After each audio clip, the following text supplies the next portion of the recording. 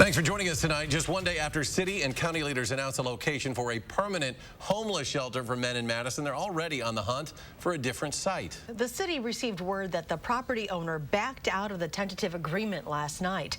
Madeline O'Neill is on Easttown Boulevard, where the shelter was supposed to go, with what comes next.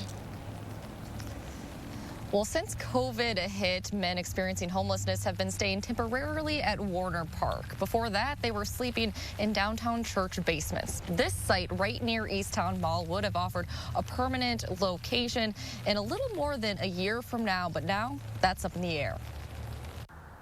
We were excited about it. It was the first of its kind, but also it was a step forward to really ending homelessness. On Tuesday, city and county leaders were ready to hit the ground running with the announcement of a permanent men's homeless shelter at the former Playhaven on Madison's east side. While homelessness is endemic, there are also more people at risk now because of the punishing crush brought on by the COVID-19 pandemic. It's a bump on the road. Now, just a day later, they're starting again from the ground up.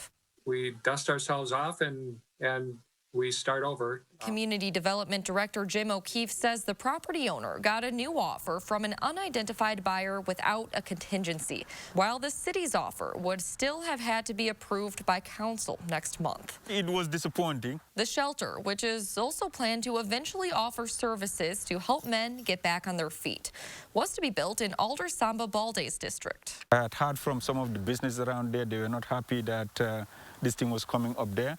But at the same time, the homeless population is all of our responsibility. When he says people often say, not in my backyard, to this type of project, Balde thinks this site was ideal, not in a neighborhood, and with a building ready to convert. We're not just looking for any property that's for sale or any vacant building. O'Keefe says access to transit and ability to expand are important criteria as well, as they reconsider other site options to get the project back off the ground. They're hard to come by, but they're out there. We found this one. We're pretty confident that we'll find another. The city and county have set aside a combined $6 million for this project. This site would have cost them more than $1 million. The seller of this property did get back to me saying she's been advised to give no comment.